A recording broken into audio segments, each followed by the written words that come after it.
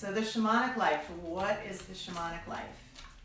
To me, the shamanic life is a life that is grounded in nature, connected with nature, connected with the earth.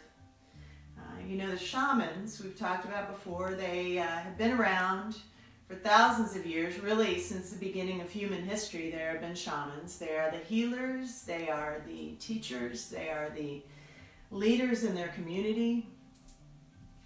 They're the ones that people go to when they're sick and they need help. They're the ones that people go to when they need maybe some advice. Whether it is physical, whether it is emotional.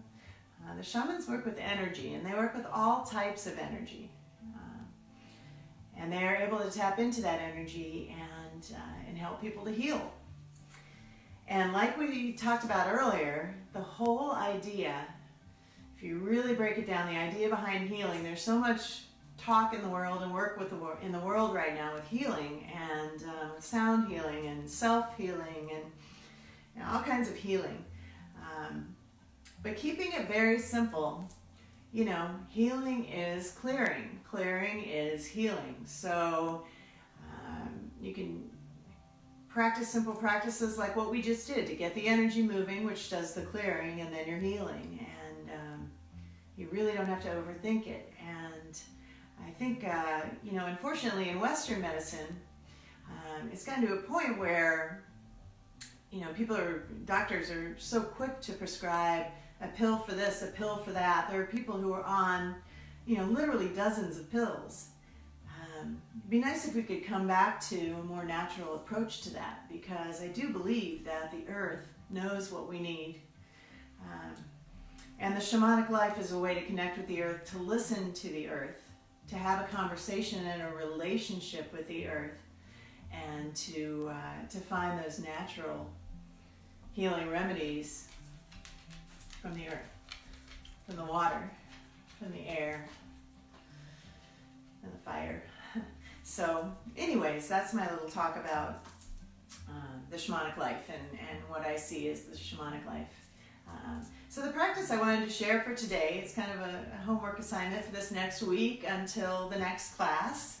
And it is working with the idea of clearing and beginning the clearing by clearing the environment around you to start. So I thought this week, what we can all do is to take a look at our homes, our cars, our offices or desks or office spaces, anywhere where we spend a good amount of our time.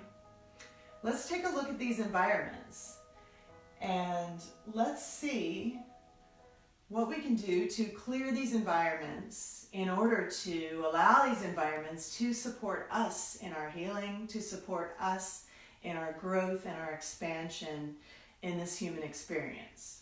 Ultimately, we are spiritual beings having this human experience. So how can your environment support you in that?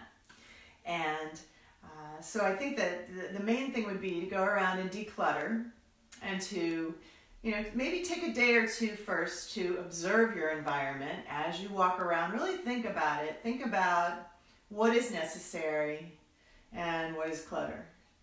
And get rid of anything you don't need, you know. If there's a bunch of extra stuff around, if you've got clutter around you, you're going to have clutter up here. And we can't even start on this part until we get the environment around us cleared. So think about that this week. Take a look at your environment. Do some decluttering, maybe a little bit of cleaning. You don't have to overthink it, and don't let it overwhelm you. Don't make it too big a project, but just try to keep it simple. Try to simplify your environment as best you can and take out whatever you don't need and only keep the things that you do need. I think that would be a really great start. And, you know, on top of that as well, keep an eye out and see if you can find yourself a dedicated meditation space.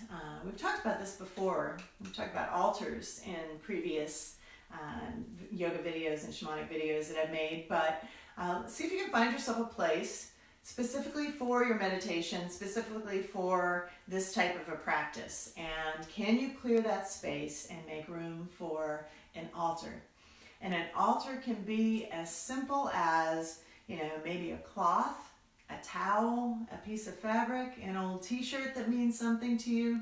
Maybe lay something down to just kind of set the space. And then maybe just a few items that you want to place on it. You can find, maybe some stones that mean something to you. This is a smoky quartz that I love to keep on my altar. And this is wonderful because it absorbs negativity.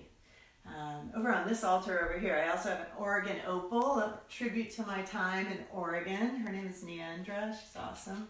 I've got Ganesha over here. I actually have some earth here. This is from, that's some sage from my friend Marion in Asheville, North Carolina. She grew this beautiful white sage. I keep that on my altar.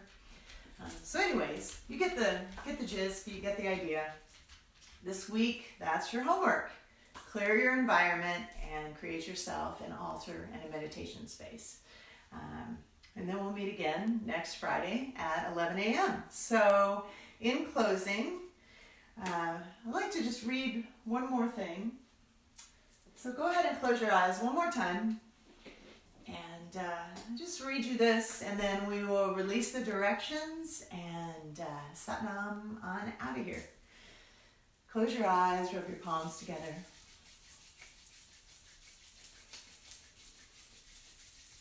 And take a left palm to the heart center, the right palm over the top. Just press your hands into your heart. Close your eyes. Come into that third eye focus. Allow your consciousness to drop once again from your head to your heart. Learn to become more adept and quicker at allowing that, so that you can just take a couple deep breaths and drop that consciousness. Come back into your heart and feel the light in your heart as I read this. This is from Marianne Williamson. It's often misattributed to Nelson Mandela, but this is from Marianne Williamson, who was recently on the campaign trail, presidential candidate. It's a wonderful spiritual teacher and speaker. If you're not familiar, I definitely recommend checking her out. And this is her quote. Our deepest fear is not that we are inadequate. Our deepest fear is that we are powerful beyond measure. It is our light, not our darkness, that most frightens us. We ask ourselves, who am I to be brilliant, gorgeous, talented, and fabulous? Well, actually, who are you not to be? Your playing small doesn't serve the world. There's nothing enlightened about shrinking so that other people won't feel insecure around you. We were born to manifest the glory that is within us. It's not just in some of us. It's in everyone. And as we let our own light shine, we unconsciously give other people permission to do the same. As we are liberated from our own fear, our presence automatically liberates others. So take another deep breath into that light in your heart. You can keep your eyes closed and hands at your heart. As we release the direction, and give thanks to the Sacred Heart within, to Great Spirit, to the spirits of the land, Pachamama, Mother Earth below, Pachatata, Father Sky above, and to the north, to the west, to the south, to the east. We give thanks for your support. Rub the palms together at the heart center.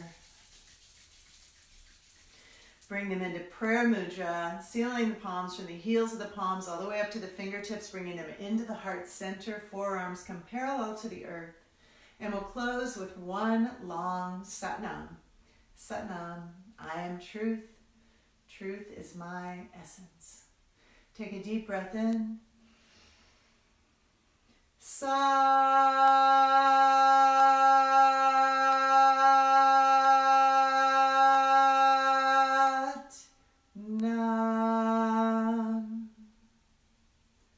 Remember your truth, remember your essence, remember your Satnam, and take this beautiful light with you, this heart consciousness with you, these practices of relaxation, meditation, breath, and mantra, and carry these into your week. Keep relaxing the body. May you find peace within, that you may share that peace with the world. Bring the thumbs to the third eye, Satnam. Bring the thumbs to the lips, Aho. And bring the thumbs back to the heart center, and Namaste. Take a deep breath in. As you exhale, bow forward at the waist. Bring the palms and the forehead down to the earth. Release your breath, release your prayer, and give thanks to Pachamama, Mother Earth, for her support.